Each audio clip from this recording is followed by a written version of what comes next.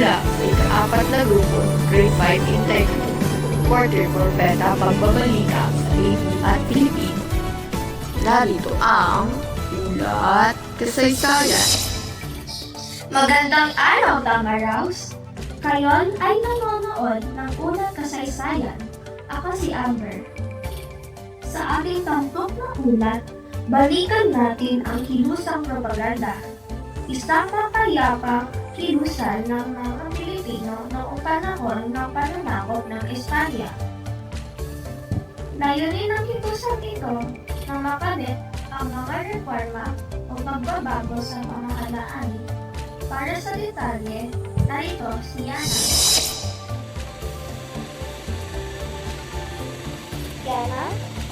Yana?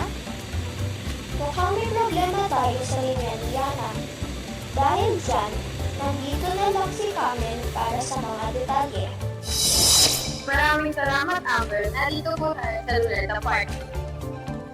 Nabuo ang kilusang propaganda noong 1880 sa Europa, lalo na sa Espanya, kung saan nag-aral ang maraming Pilipino.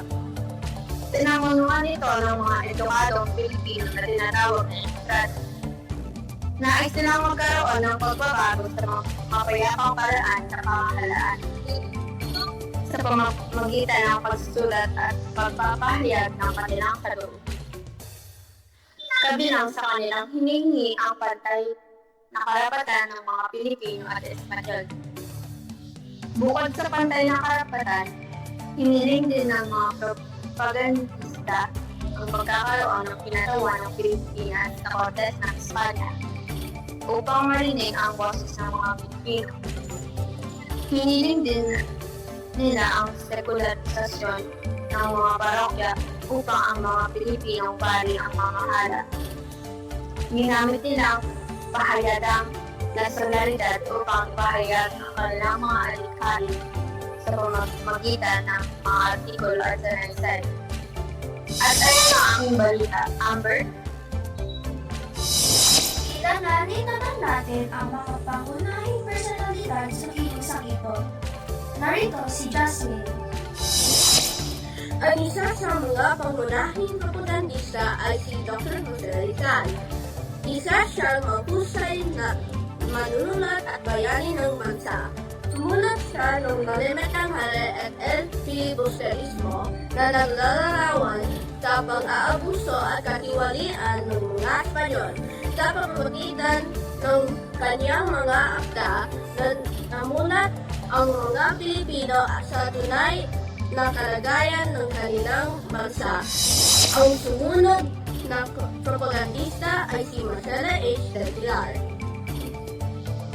Si Marcela H. del Pilar ay isang mamahayag at leader ng kilusang propaganda.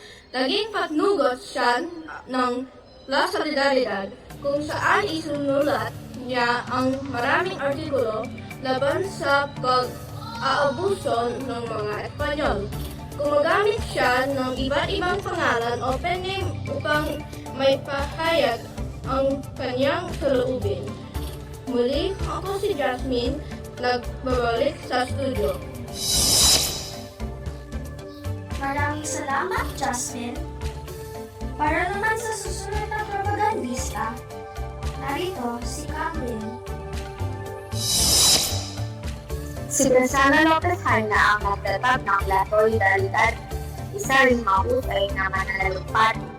Kilalang-kilala sa kanyang mga talumpati na naglalahad ng kalagayan ng mga Pilipino.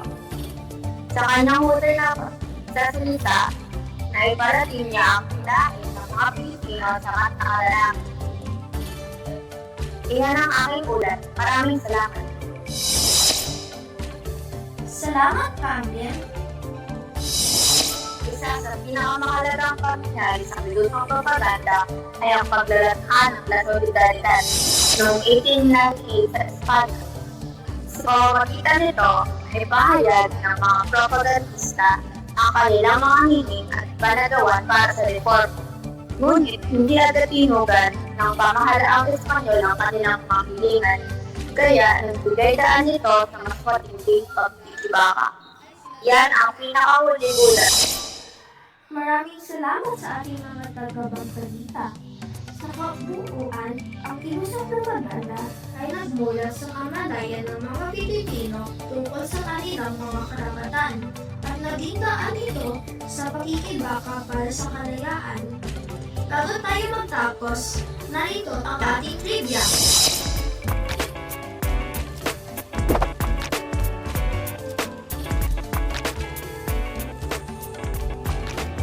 Alam niyo ba ninyo na si Dr. Jose Rizal ay may ituwing pilika?